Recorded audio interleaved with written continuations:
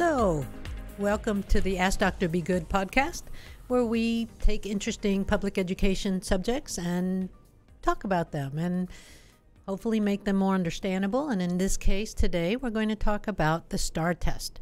The STAAR test is one that we in public education in Texas have come to,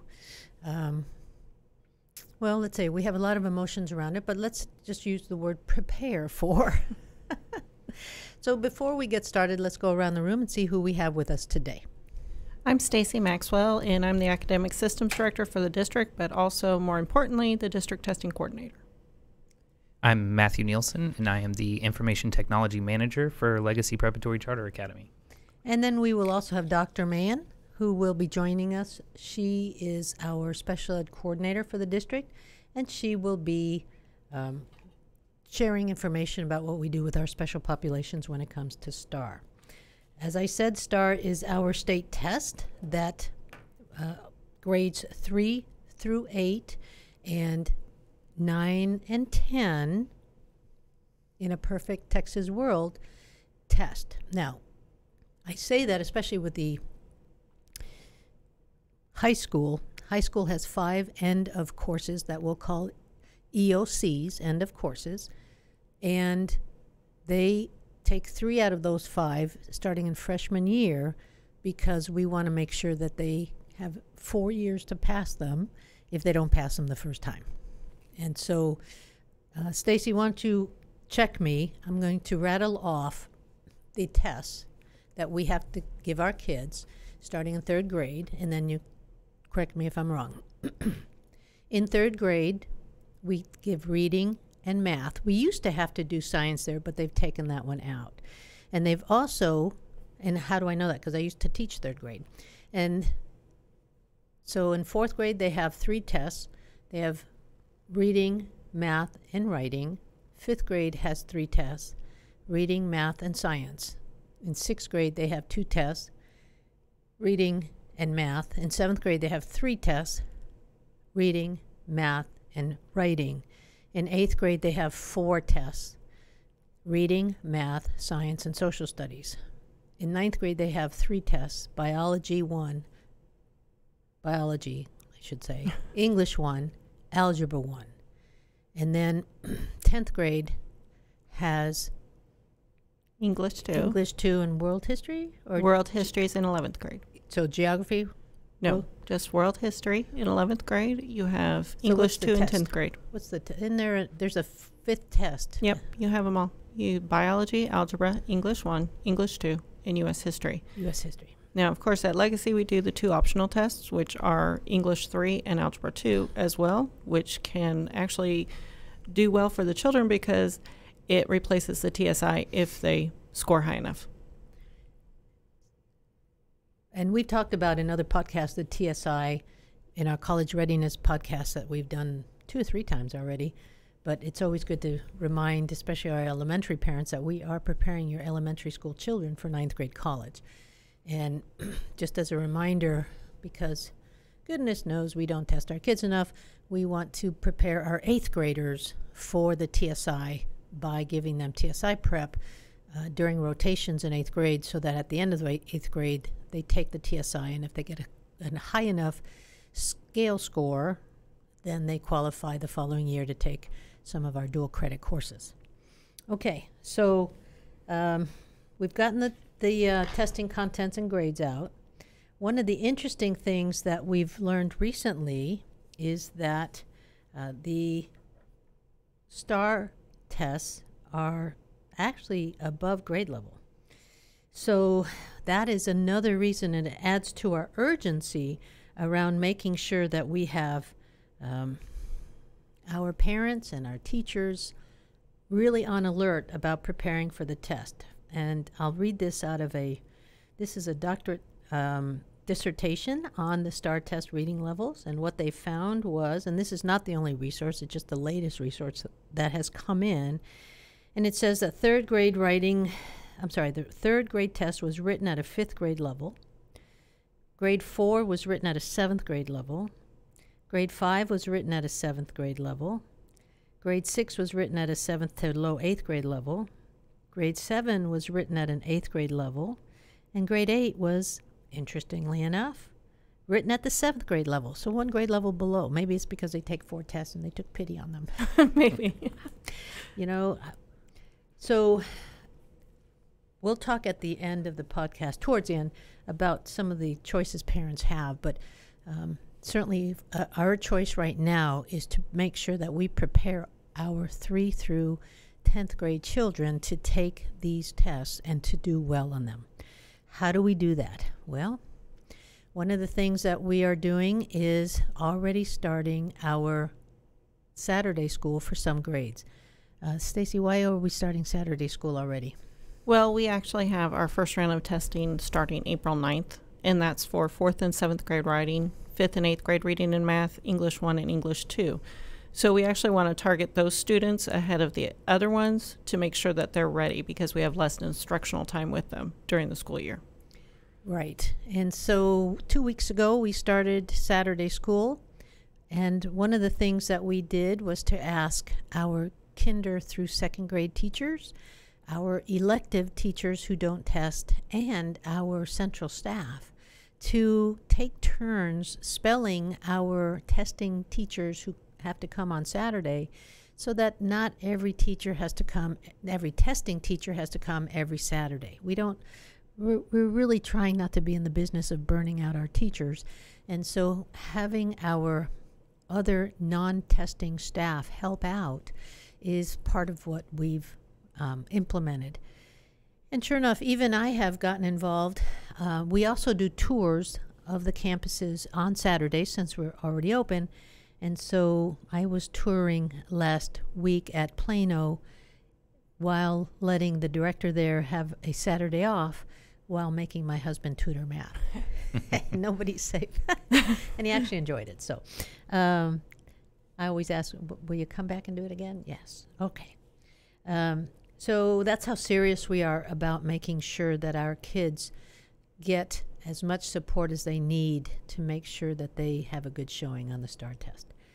Now, a good showing on the STAAR test is different than it was even a few years ago, and even when I was in the classroom and we had other type of state tests. We had the tabs and the teams and the text. And the toss. Yes. Now we have, and it's good, and it's a gift and a curse. We're going to talk a little bit about the accountability piece for STAAR, and it's very, very complicated. And so I didn't want to go deeply into it, but I do want to explain that we have something called approaches. It starts with approaches, meets, and masters. And we know that for our goal setting for our district, we must have 70% of our students get to approaches. 44 to 46% of our students get to meets, and 20% get to mastery. Now, those do not add up to 100, because what happens is that the meets and masters folds under the approaches, and so they count either twice or 3 times. So we have to keep our eye on the data, certainly, and we're doing that very closely by child. But making sure that we grow each child is now the key, and that's the good part in this. Mm-hmm. If we find a silver lining in all of this accountability, all of this assessment, it is that the way that the state counts kids is by how much they grew from last year's test. And so our job is to make sure they do grow. And so what that means for some of our struggling learners is that if they, let's say that they did a low approaches or even a did not meet, because there is a did not meet, we just don't want to dwell there because that's the lowest of the low, right? But we want to make sure that we can show that we have grown our kids from one level to the next, at least in 1 year. And so when we do that, it counts as a positive. And so interestingly enough, if we have a child that was a low meets, but now they're a high meets, they might actually be counted as a pass because it showed that they grew from the past year. So those are some of the positives. All right, so what else do we do, Stacy, to help prepare for just the whole testing environment? Well, that's a huge thing, because when the kids go into a testing environment, it's completely different than regular school. So one of the things that we are doing is next week we will be doing the mock STAAR, which we do with our whole school. And basically grades 3 and up will take a release test of the STAAR, and they will practice how the testing environment is going to be. So it's twofold. So basically, first the students get to practice, but also the teachers and the testing coordinators get to practice on their campus. So when we do get to the real STAAR, it will run smoothly, and that's what we're looking for. Because let's talk just briefly on testing violations. What does that mean? When I say testing violations, what am I talking about? Oh, testing violations. There are 2 different kinds of irregularities through the state. So you can have a procedural irregularity, which is pretty simple. It could be someone's cell phone going off. It could be we hand the kid the wrong test booklet. It could be that we don't give someone accommodations that they need. And those are fairly simple fixes. Or we can talk about serious irregularities, which would be people giving out answers, teacher leaving the room with the test booklets yes. in there with the kids, not being secured. Those kind of things are serious irregularities. So we've never had any of those. No, we haven't had any serious irregularities. Procedural irregularities, yeah. Well, we've got humans in those buildings. I know. Yeah. But basically, our goal throughout the testing season is not to have any irregularities Sure. at all, because we just want everything to go as smoothly as possible. We don't want any mix-ups. So how do we assure that we don't have any testing violations, even the small minor ones? Well, the first thing we do is we train our teachers, we train our testing coordinators. We talk about the law, we talk about the violations and what can happen as a result of those violations. Then we also make sure that everything's secure, and I'm always on one of the campuses during testing week, and we have other central administrators on other campuses to kind of monitor the situation and make sure everything is running smoothly. I'm always on call on those weeks, and whenever someone has a question, they can call me, and I have a hotline to Region 10 where I call them if I have questions, or to TEA and call them with questions. But seriously, open lines of communication, serious training on what's going on during testing week, and just monitoring. So testing has gotten a little high-tech. How has it gotten high-tech?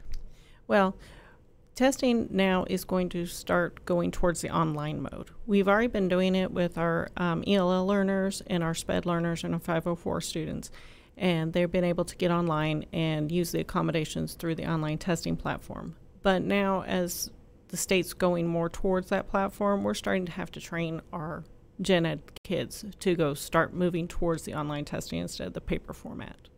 So Matthew, what does that mean for a district? Districts didn't used to need IT managers, or didn't need a lot of them. We're a small district, and we have 3 IT people right now. Why do we need that many? Yeah, so we're talking about administering the state assessment online. That's every kid, 3rd through 8th grade, all of the 9th graders, all of the 10th graders, quite a few of the 11th and 12th graders as well. So you're talking about a single day where we have several hundred kids on a device at one time. That's very demanding on the logistics of distributing those devices, and it's also very demanding on the network of our school. And when they've come out with these new online methods, the state's also released a lot of best practices for IT departments. We have to do a lot of, before the day of testing, we have to do a lot of bandwidth testing to make sure that we're going to be able to accommodate enough network speed for all of those users doing the testing. We've got to make sure that we've got those devices ready to go in the places that they need to be for the kids to use them. And if an issue happens during the test, we've got to make sure that we've got people ready to respond to support those users. So that takes a lot of manpower. One of the things I've had to learn, and I probably am not saying it right, but whenever we have to do a state test online, the devices have to be readied. How are they, what do you have to do to ready them? So for the STAAR assessment program, it's what's called a lockdown browser. So we can distribute that on any type of Apple device, Windows device, or Chrome device. But the thing that's similar between all the platforms is that you have to make sure that there's no other applications that might interfere with that. One of the remote management applications we use allows me to connect to a computer from my computer to help. And, we've got to make sure that those features are disabled, because that can open the opportunity for some of those testing irregularities that we don't want to have. We don't want to have our staff to be given the ability to remotely view a student as they're taking the test. So that's one of the processes that goes through when we ready those devices. Some of the other things are really kind of more simple, making sure that they're fully charged and making sure that they have the application installed on the device. Those are very important steps. So as you were talking, I was remembering also that not only do we have to do this with hundreds of devices, but then we got the graphing calculators on top of that, right? Yes. So usually we enlist the help of one of the math teachers to clear all of the graphing calculators. So they have to be cleared of all memory, because they store a lot of problems and answers in the devices, and then they have to be put into testing mode. And so that's a long process. And so usually the math teachers come in and they start clearing things for us about a week ahead of time. Yeah, because we're literally talking 200 or 300 kids testing math with those calculators. Yes, because and often on the same day. And then making sure we have battery power, and oh my gosh. Make sure they're charged, make sure everything's up and running, ready to go, make sure the classrooms have enough of the devices. Yeah, there's so much behind the scenes things that are going on that kids, parents, and even teachers aren't really privy to, that make or break a good testing day, which we won't even go into what happens when we have our kids testing online and the state's server goes down. That's fun. Let's not talk about that. That's happened three summers in a row. But the thing is that, the communication between Matt and myself is very good, and we start readying these things probably months in advance to make sure that everything goes smoothly. The state's got better with that as well, reporting issues that they know are coming to us so that we can better prepare for them. So you had talked about our special populations testing. So I had asked Dr. Mann to talk to us a little bit about that, because we have not only our 12% special ed in Plano, 8 or 9% in Mesquite. We have, I think 43% is English learners now, second language kids. So we have a lot of our special populations who have to test online. And just not only online, I need to make the switch. This is STAAR, to have to test STAAR. And so let's hear from Dr. Mann on how we prepare our special populations. Thank you for being here, Dr. Mann. I appreciate you taking the time to answer some questions about testing, STAAR testing for our special populations. Can you talk a little bit about our TEA policy around special population testing for STAAR? TEA accessibility policies apply to any student taking STAAR, and it depends on his or her needs and if they meet certain eligibility requirements. There are three main categories when it comes to accessibility that TEA outside of STAAR Alt 2 in which a student may be eligible for and qualify for. The first one is what we call accessibility features, and these features apply to any student, whether they have a disability or not. These are things that if a student benefit from them in the regular classroom doing regular instructions, they are entitled to, and there's no extra need for IEP or services. Some of those accessibility features are various types of scratch paper, dry erase boards, any magnifying devices, or any kind of highlighters or colored pencils. How about dictionaries? Yes, for certain content. Yes, in certain grade levels. Yes, ma'am. And then you have the second type of accessibility feature, which we come into where we have to have consent from TEA. These are features and supports that have to be approved by TEA, and it's also, these supports must be decided upon in an ARD meeting by an ARD committee. An ARD committee convenes to determine the needs of the students and to discuss what particular accommodations the students may benefit from in the instructional environment, which then allows it to carry over to be used in the tested environment. Now remind me, in the old days we used to have to gather our facts as we knew it based on kid need, send the accommodations down to TA through Region 10, was it?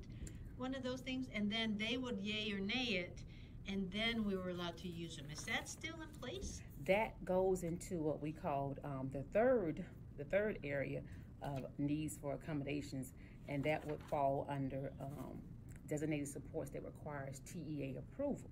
Okay. Now, the second designated supports that do not require TEA approval, Like? For example, first of all, they are the ones that are approved locally in the ARD meeting, no prior approval from TA.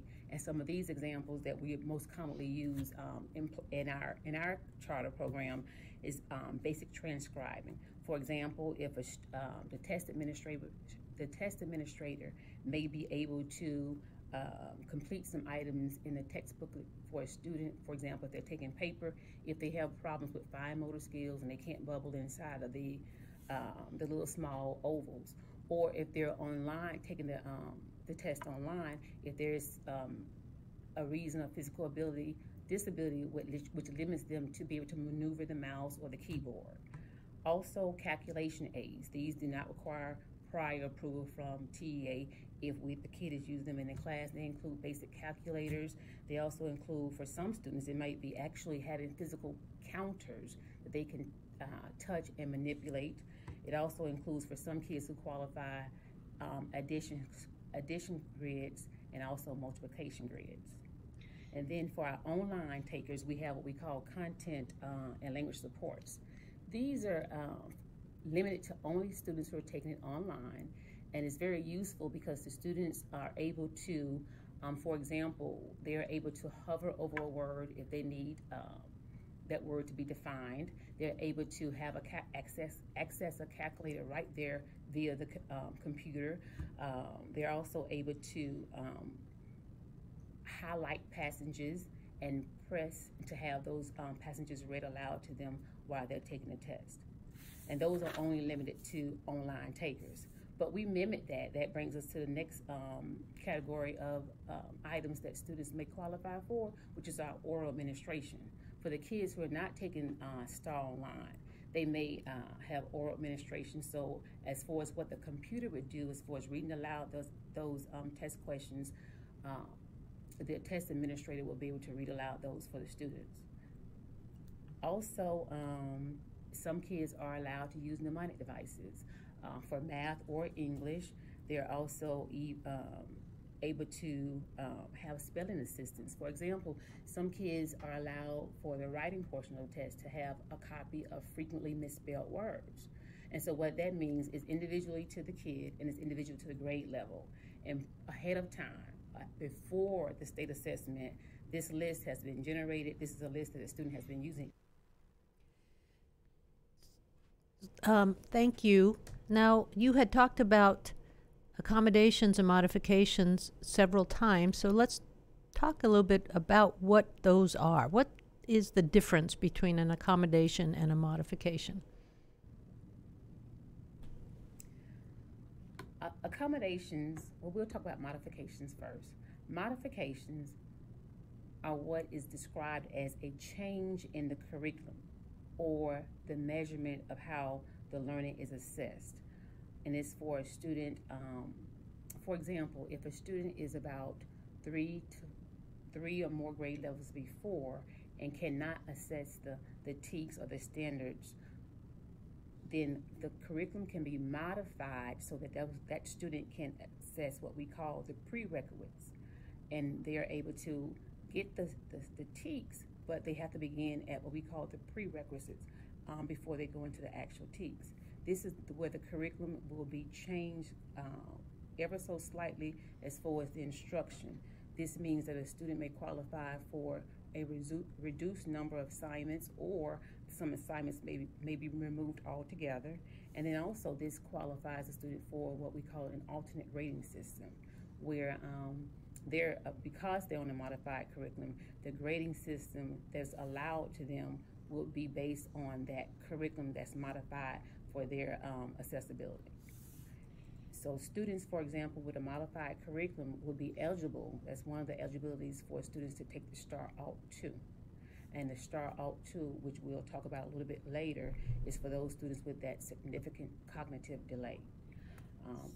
So if I was a teacher and I wanted to serve, differentiate with my special pods, I've got a baby that's struggling, been labeled special ed, and I want to give him or her 2 test question choices instead of 4. Would that be an accommodation or a modification? So that's a very good question, Dr. Good. And we can talk about how it could be a modification, how it could be a accommodation. It would be a modification to the curriculum if, for example, if the regular curriculum and the tests required for a total of 4 test questions. And if you decide to say, I'm going to only give 2, then you're modifying that curriculum, that you're modifying that assessment. But it could be serve as an accommodation if you say, well, the regular curriculum calls for 4 questions altogether. However, I'm going to accommodate the environment. I'm going to adapt the test so that I will present 2 questions at a time. I will chunk the test questions as opposed to giving all 4. So when you take away or remove assignments or the rigor or the requirement, then you have modified that curriculum, that assignment. But when you manipulate the environment or the instructional material to allow the student to be accessible to the content, then you have merely just provided accommodations. So if I'm asking because we have new teachers and they get confused. If I were to say to my class, I'm going to read the test to all of you today. This is a quiz, a Friday quiz. I'm going to read it to all of you. Mm-hmm. That would be an accommodation. But if I said to you, Dr. Mann, I think that Johnny needs to have his STAAR test read to him, then that would be a modification that would be necessary through an ARD. Is that correct? I see where you're going. That is, if we want to modify, that would be correct. Anytime we do modification or anytime we do any kind of accommodation to a STAAR assessment, it has to be an ARD committee decision. If the teacher's merely going to provide that, be nice and provide that to everybody, then that's kind of goes with the accessibility.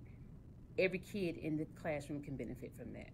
But anytime we're talking about a student specifically needing something different than what the general ed population students will receive, then that requires an ARD committee, whether we're modifying or providing accommodations that are not available to the gen ed students as well. Thank you, Dr. Mann. Can you now talk to us about what we do with those special ed kids that have a lower cognitive ability? Different than our learning disabled. Many of our learning disabled kids have normal to high intelligence IQs, but some of our kids do have a cognitive disability that prevents them from being on grade level. What do we do with those kids? TEA has designed what is called STAAR Alternate 2 to assess students in grades 3 through 8 in high school who have significant cognitive disability delays. And there's several criteria in which the students must qualify. For example, Texas has a definition and defines significant cognitive disability as a student who performs normally about 3 or more grade levels below their typical assigned grade.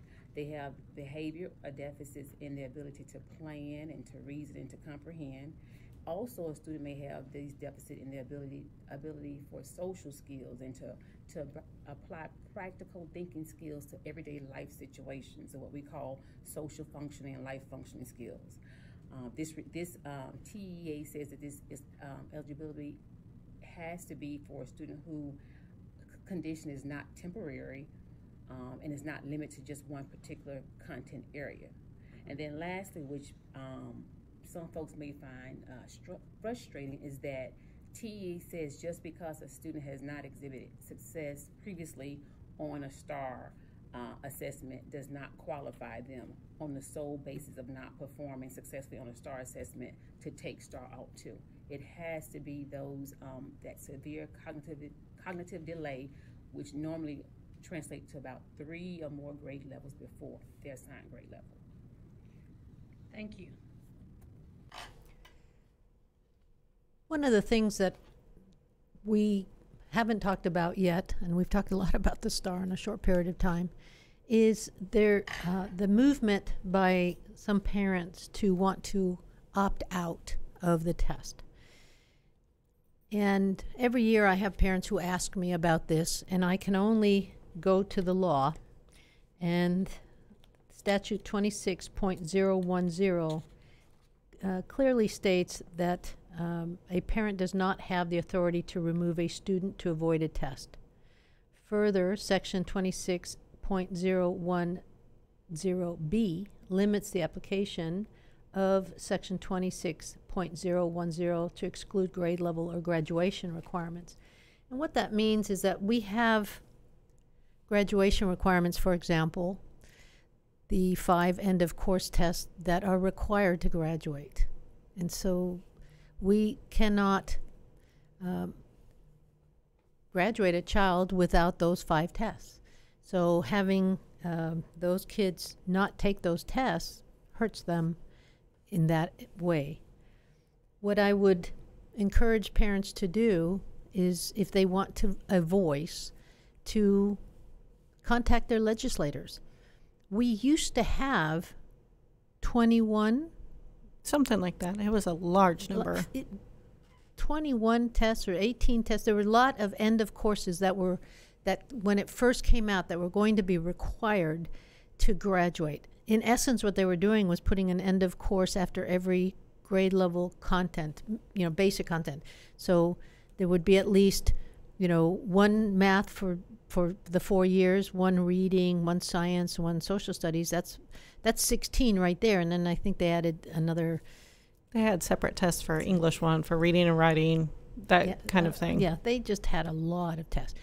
And the reason it's down to 5 right now is because a group of parents got together and made enough noise down with their legislators to get that changed. And so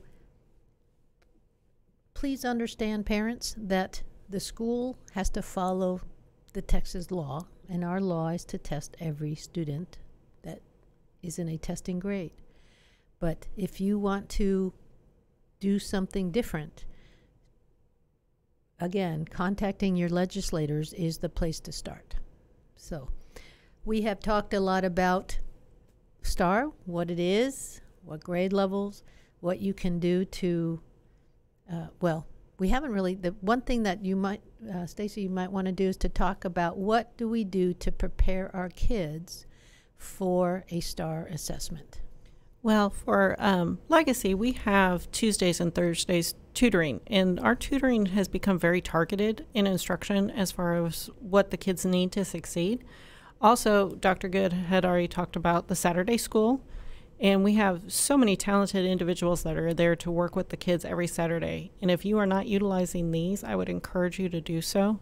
Now, what we didn't say was right now it's only for grades 4, 5, 7, 8, and 9, English 1 and English 2. 10. Mm-hmm.